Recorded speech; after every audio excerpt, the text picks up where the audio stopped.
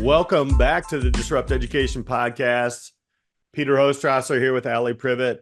Alli was doing some jumping with people tied to you. What do they call that? Tandem? Skydiving. Okay. Yes. Right. Like, okay, it's so cool. So when this episode comes out, it'll be like cold. But we're recording it when it's still nice weather in Wisconsin. And so people still do tandems. I mean, we do jump all throughout the year, but most like tandem skydiving, most people stop thinking about it when it's cold. Yeah. Which is understandable. But like for those listening, long-term listeners who have been with my journey for over 2 years, getting to be a tandem instructor has been like a big goal, and like getting to do a whole weekend of tandem skydiving and like all and take all women has been incredible. And just I know I know there's like not words, like I'm like this is exactly why I got into the sport and why I do it.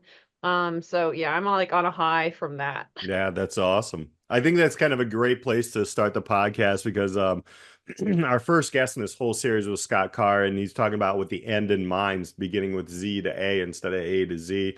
And really that's exactly what's happening with you, Alli, which is awesome. And you just feel that good flow going and making some things happen. So but we have a great guest today. She is the Vice President of Curriculum and Work-Based Learning with NAF. It'll be naf.org. We have Brooke Rice with us. Hi, Brooke. How are you? Hi, nice to see you. So that was a very small intro. So we always like, okay, Brooke, give us the kind of the bigger version of that intro. I've been with NAF for 11 years now, which is crazy in the nonprofit world. But NAF is a national education nonprofit. We've been around for 45 years, and our goal is really to support and partner with traditional public and public charter schools to implement career academies in high schools. So that's our main body of work, but it's everything that goes along with it, helping to support some of our corporate partners in doing some work-based learning with those students and really making sure that our students are college and career ready when they graduate. So I gotta ask, that's number one, that's awesome because Alli and I were kind of in the middle of this amazing, I guess, run. I will call it amazing run with great guests. Talking about work-based learning. Now, some people will tell you, yeah, it was kind of a cycle. So for 45 years, I don't know how much history. For 11 years, though, were you always in the work-based learning space? And if so, what have you seen over the last maybe 10, 11 years that has kind of changed with work-based learning, whether it be like the mentality behind it, the way that you do it? I just threw out all the questions on the podcast here, Alli. I'm sorry. But yeah, No, we'll that's start there. fine. That is not nearly as scary as Allie's tandem skydiving, which terrifies me. Uh, Give her time. You'll be going up in an airplane, I swear. no, thank you. Sorry, Allie. I No have complete worries. belief in you. Um, so I would say, maybe I can start with my why in this Sure. space. Yeah. So I taught for 10 years in high school. I was a business and marketing education teacher. Loved it. Did DECA, was a swim coach, was a cheerleading coach, did all the things. Very active in the school. And, I had a co-op program where we had students who would, leave to go to work. And I would do these interviews with them and talking about what they've learned. And it was so interesting to me because most of those students in co-op weren't doing internships. They were just working regular jobs, working at the grocery store, working at a local mom and pop floral business, or whatever they were doing. And they were learning a lot of really powerful skills.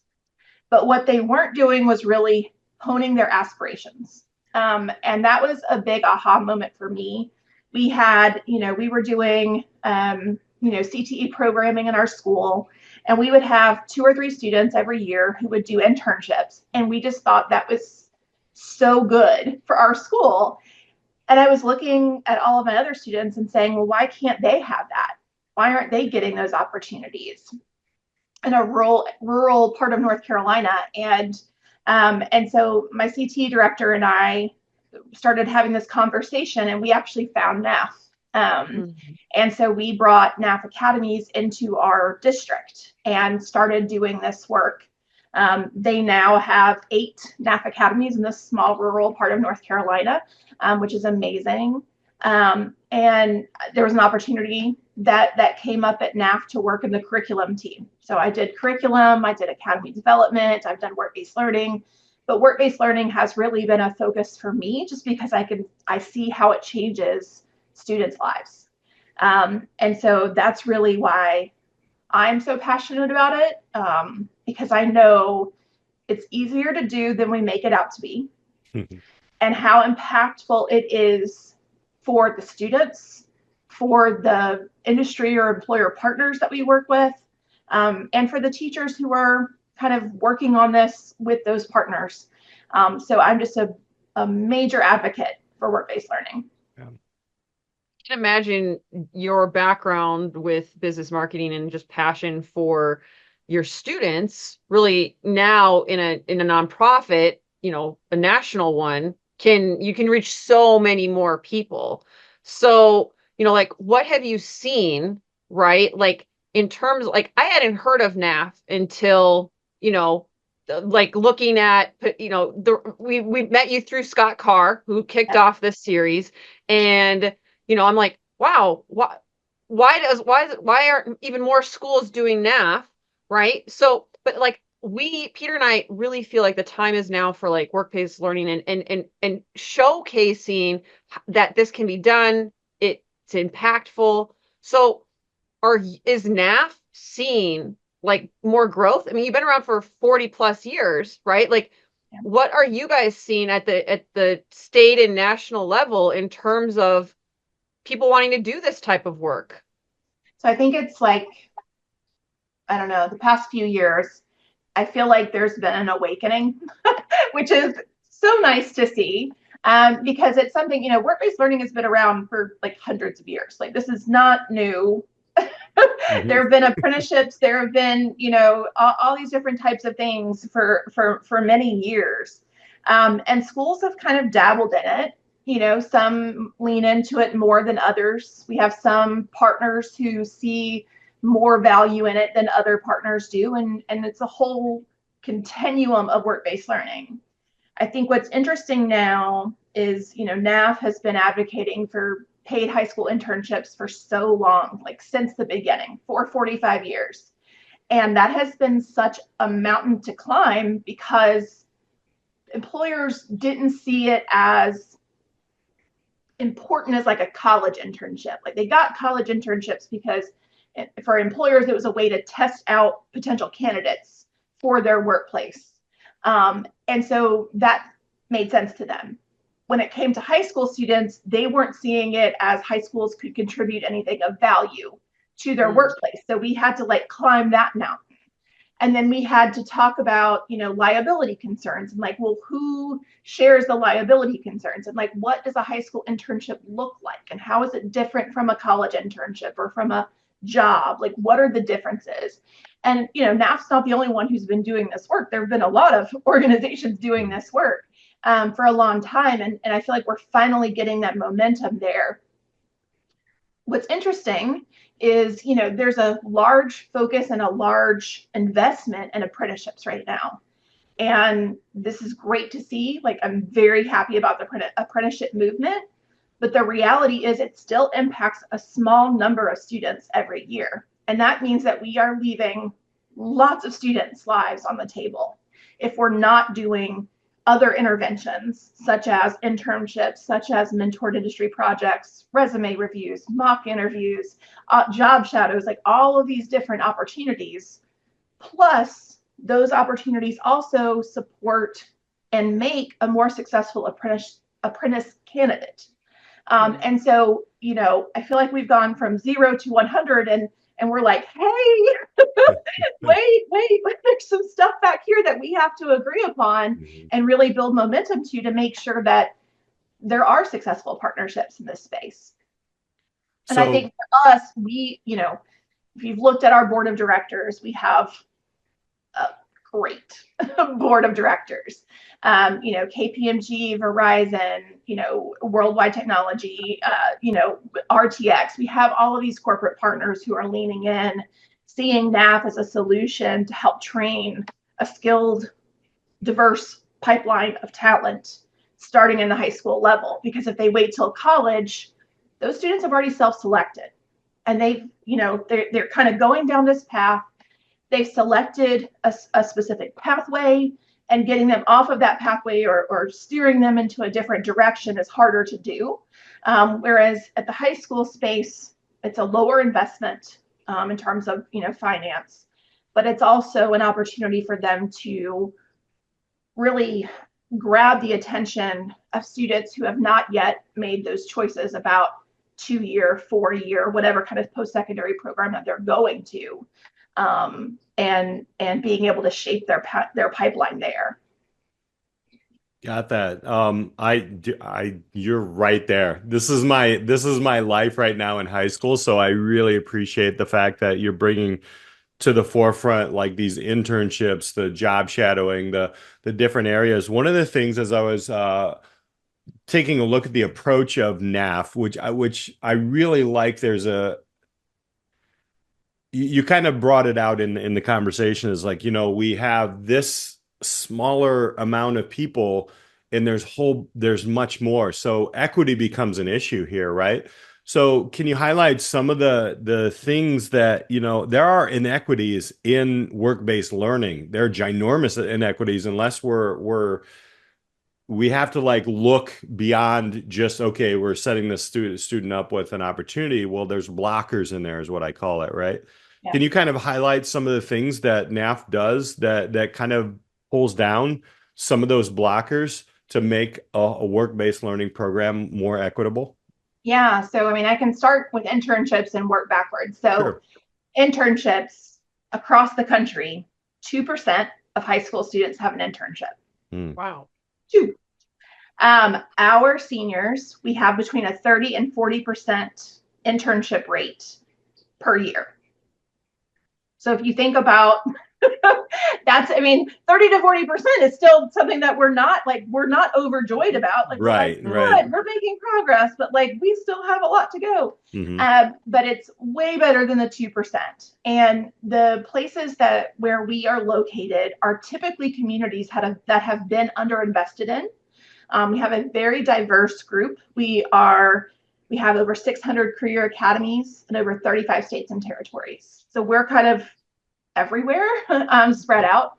We have major hubs like Miami or Dallas, New York, but we also have a ton of smaller academy footprint districts that we work with. And really for us, when we talk about the local kind of ground game approach, we help to build advisory boards. So I think that's one place that we really start. We go through something called a year of planning, making sure that we're bringing together the districts, the teachers, the employer and community partners, parents, students, to build out what they want in their academy.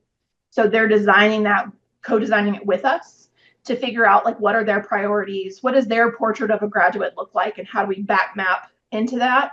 And then what are the kind of checks and balances and the supports that are going to be poured into from all of those stakeholder groups to support students. So that's one thing, right? And then with those advisory boards, we, have a kind of a formula or a guidepost that we do with them, and making sure that every academy has 10 or more advisory board members, 80% which come from industry.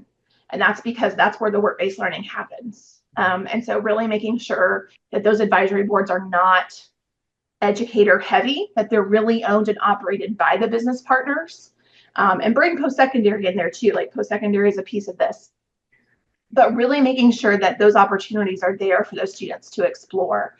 And then on the national level, we have our national partners that we do a lot of work with. So some of those partners have a diverse geographic presence. And so they have employees that sit on different boards across our footprint, but they also do national work-based learning opportunities. So they'll do like a virtual guest speaker series, or they'll have, resume prep that, back and forth with an industry professional. We have internships with those national partners. We have over 500 internships that we do with national partners every year that NAF organizes. And so we've got a lot of different ways to kind of try to approach that. And then on top of that, we have career connected curriculum that embeds work-based learning in it. And then we have a whole ton of resources, our work-based learning and advisory board resources that are free for anybody. They are openly accessible on our site.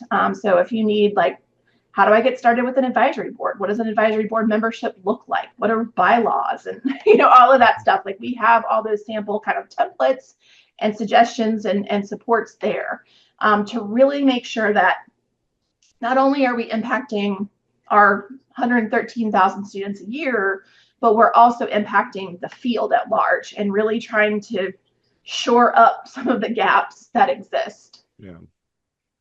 I mean, that we were so excited to, talk to you because, it's not every day we are talking to organizations that have such a wide footprint. And for those listening and like, look, NAF has been trying to disrupt education for 45 years. They've taken probably different approaches. And this is also highlighting, in my view, right, like school districts, teachers, but, leaders, district leaders can feel like alone, and that doing something like this would be overwhelming. And so this is just such a great way to showcase, look, there are organizations, nonprofits, like you guys have, in my mind, a pure heart at the table to be like, look, we want to disrupt education. We recognize that it takes more than maybe what you've been doing.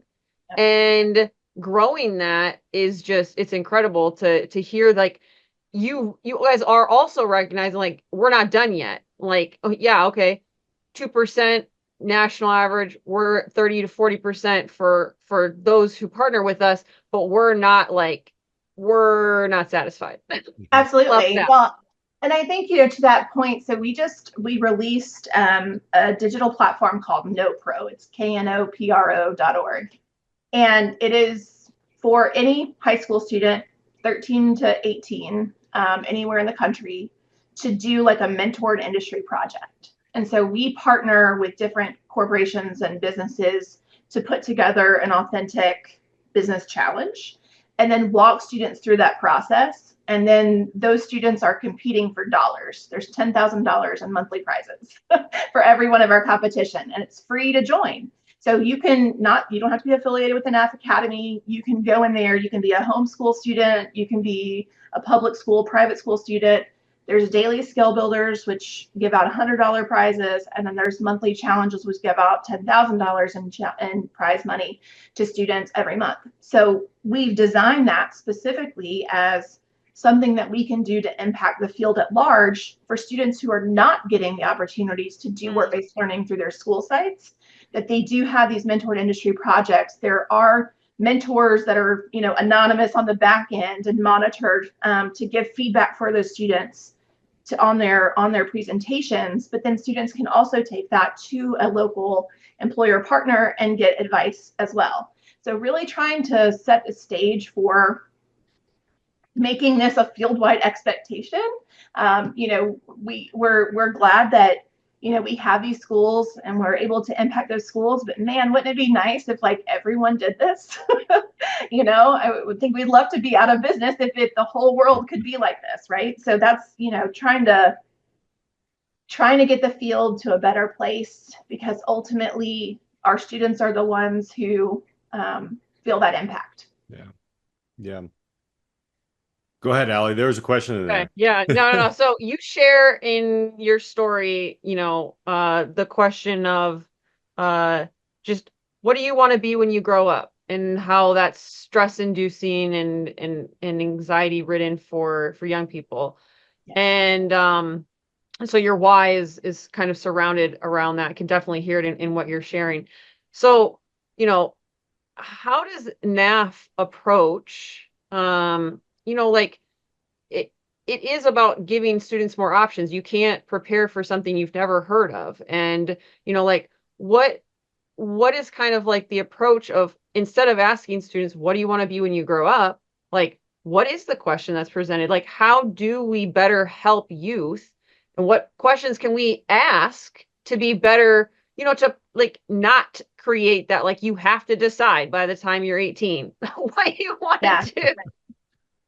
It's a great question. So I would start with one of the things that we've done over the past 2 years is we created this tracker. It's a work-based learning tracker. And what it's designed to do is capture individual student participation in work-based learning across the full continuum.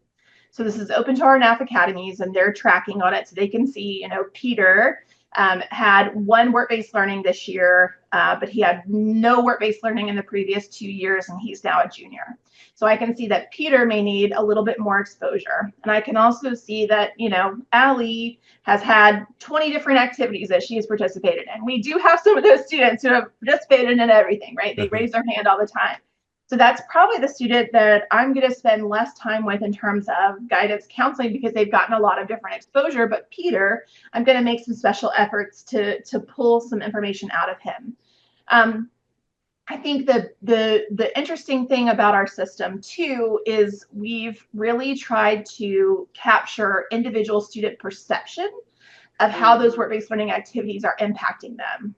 And so we designed, outcomes-driven work-based learning as an approach, really focusing in on 3 things that we want all students to have as a result of their work-based learning: aspirations, skills, and connections. So the aspirations part, knowing what are some careers that you're interested in and what is your next step after high school graduation. Once you've crossed that graduation line, what is your next step, right? You don't have to have your whole life figured out. Lord knows most of us do not have our lives figured out at 18. But you need to have some exposure to what's possible. On the skill side, most of the career connected content that students are learning are helping them develop some of the technical skills that they might be interested in. So if they're an academy of IT, they're taking programming courses, they're doing some of the technical skills. But where work-based learning layers in is what we call future-ready skills, but durable skills as another term for that, of really like what employers are looking for, regardless of what career pathway you go down. You need to know how to communicate, you need to know how to collaborate, you need to know how to critically think, like all these things that we keep hearing. And then the third piece of that is connections. And I don't know to what experience or what extent that you guys have had, conversations about social capital, but, the research shows that between 70 and 85% of jobs are somehow connected to who you're connected to, right? So like, I can't think of a single person who hasn't had some sort of opportunity or experience opened up to them because of who they're connected to. And so if we talk about students who, are first generation students, first generation to go to college, they need to see near peers and adults who have gone to college and share those experiences back. This is how you do the process. This is how you register. This is how you apply. Here are my recommendations on what school to go for, that type of career. But it's really about having adults in their corner to help them kind of navigate the path forward, to open up doors, to open up, awareness about different careers that are available to them. Those are the things that we want our students to get out of those work-based learning activities. So we've thrown out this work-based learning reflection form. And so we're collecting data from our 113,000 students about how that work-based learning has impacted them. And so it's been like just eye-opening, but also cute. I don't know if that's the word. But, we'll have students in the open-ended portion of like, what is the one takeaway that you have? And, there are students who are like, we had this guest speaker come in and they were talking about how they did 5 different jobs, in their adult life. And I feel relieved that I don't have to make those career decisions. I don't have to be responsible for making all my life decisions at age 18. Like you can see or hear the sense of relief from students just by having that conversation. Other students are like, I met this person and they went to the school that I'm interested in going to. And so I'm going to connect with this person. And they told me they'd write a letter of recommendation. Like those are the kinds of things that we want to see as a result of those work-based learning activities. And so what it's doing for the educators who are leading those academies is they're able to see that data and say, we did this career fair, and it really didn't do what I thought it was going to do. Like, we spent a lot of time planning that career fair, and students really didn't take away aspirations, they didn't develop any skills, and they didn't have time to make those connections. So is that a good use of time? Or do we do like informational interviews where the students are doing those calls and they're getting a ton of different opportunities about aspirations? They're building their communication skills and they're forming those connections. And so it's allowing educators to kind of have like windows into how that work-based learning is impacting students, other than, hey, did you guys have a good time on that field trip? So it's more of a data measurement to give that feedback and inform planning. I really like the intentionality behind this. When you said field trip, I know there was a clip just, I don't know, a few weeks ago that Alli, you were like, are field trips do they even work? And that was the question. You just nailed it, Brooke. I love that. Yep. So kind of like going into that, 11 years, you've got to have a story of a school that is like something that you saw where, okay, we got the board set up and they started running. Do you have that story you can share with our listeners?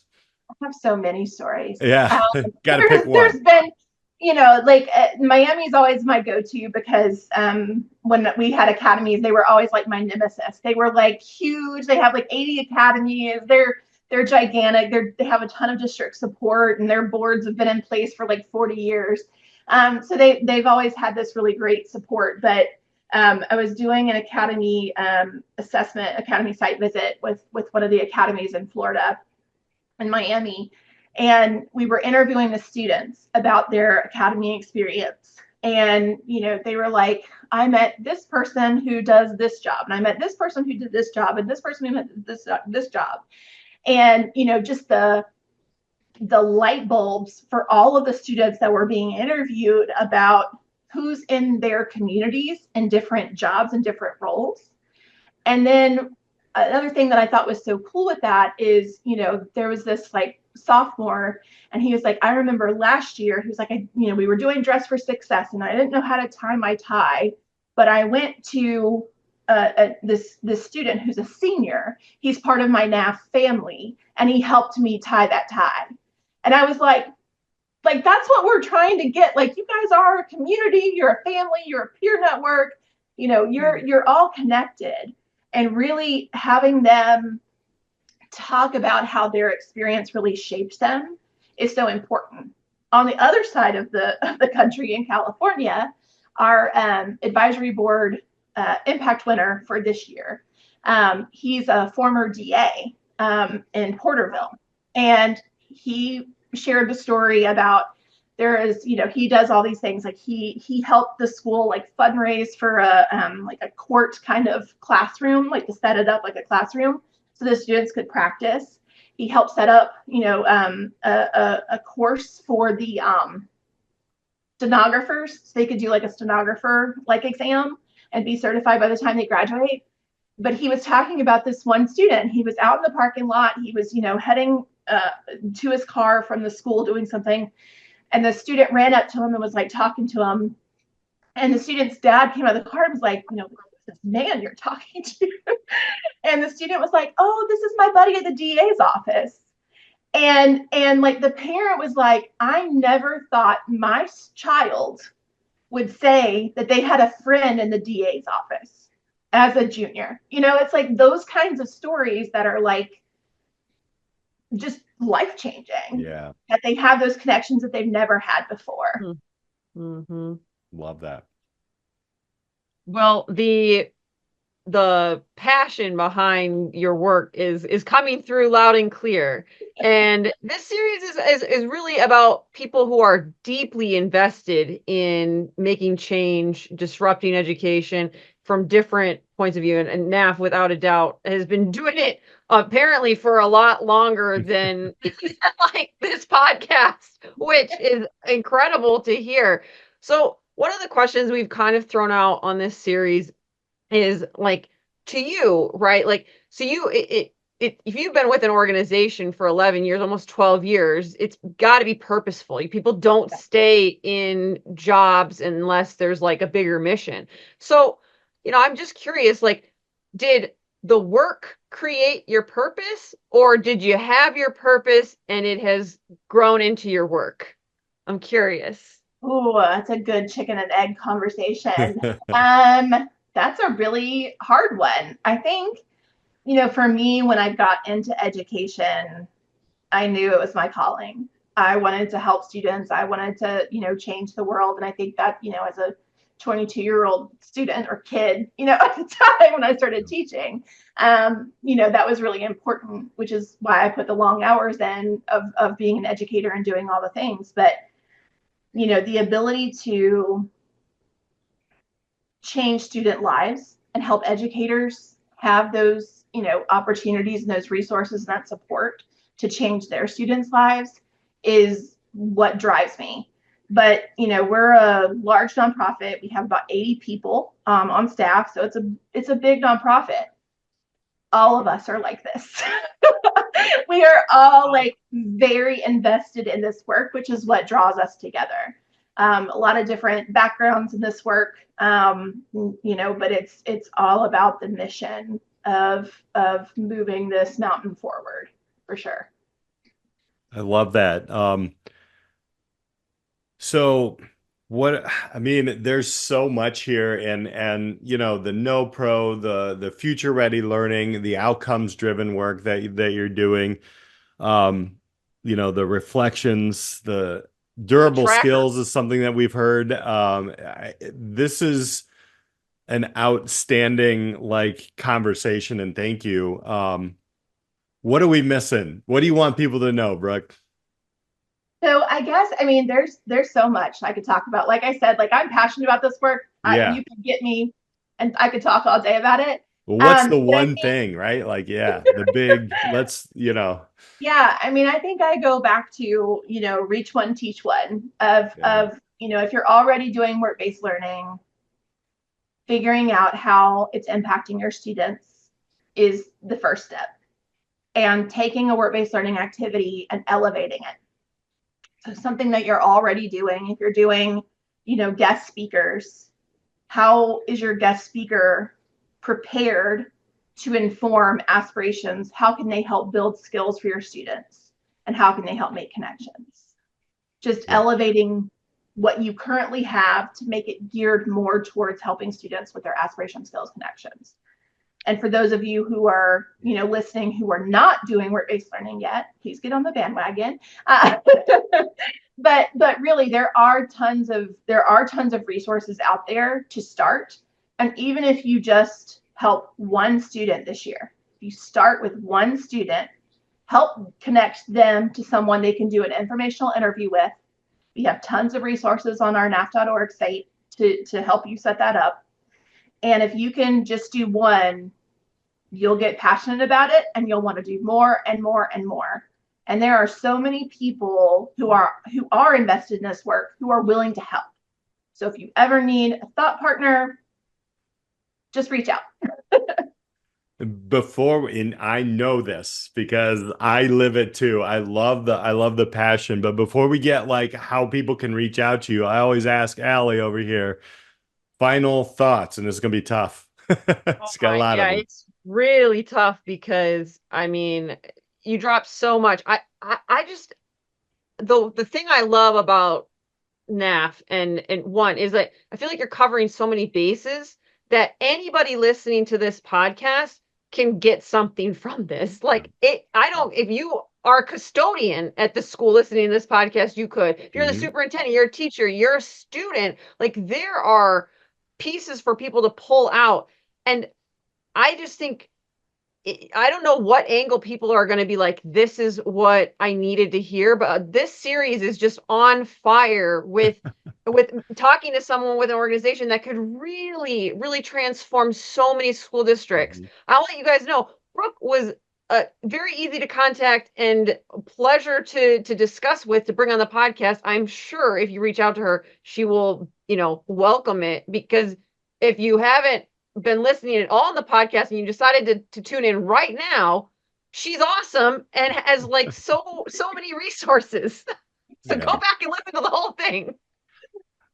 So many people I want to like share this with in my own circle. But Brooke, how can people like Alli who reached out, how can they reach out and connect with you and the organization? Yeah, absolutely. So, I mean, you can just check us out at naf.org. We have tons of stuff there. And in the upper right-hand corner, you can see where all of our resources are. So you can openly, available to everyone free of charge. If you want to reach to me specifically, it's brice@naf.org is my email address. And you can also hunt me down on LinkedIn. I'm easy to get in touch with and love to talk about work-based learning. So we really appreciate it. I got to tell you, my heart lives here. I'm actually living my dream job. I feel like you are too. Well, we all are right now. We got Alli jumping out of planes. We're helping each other, work-based learning, building these things. It really is connecting the skills and the academics together to empower youth to become the best that they can be in their communities and beyond. I want to thank you again, Brooke, for hanging out with us. If anybody wants to connect with Brooke or NAF, it is actually in the notes. We'll put that down there. But thank you so much for sharing your passion and what you do at NAF. Thank you. So for Alli Privitt, I'm Peter Hostrawser. We want to thank you all for hanging out. Make sure you hit that subscribe. Share this out. If you know, educators can use some actionable steps. That's what we're all about. And definitely Brooke brought that today. But we'll catch you next time on the Disrupt Education podcast. Thank you for listening. Thank you so much for joining us on this week's episode of the Disrupt Education podcast. Be sure to like and subscribe so you never miss an episode. Are you ready to disrupt the educational arena you're a part of? For more ways to get involved in the work we do here at Disrupt Education, check us out at disrupteducation.co or find us on LinkedIn at Peter Hostrawser or Alli Privitt. Our mission here is to help facilitate and amplify changes in the educational system through local initiatives and help you scale them into community movements. Our building network of disruptors in education are working to move beyond scores and grades as the only measure for student learning. If your school district, college, campus, or organization is looking for facilitators of this work, reach out on our website or social media. And if you have any thoughts or feedback on this week's episode or any episode, we'd love to hear from you. Until next time, keep pushing the boundaries, taking risks, and most importantly, disrupting education.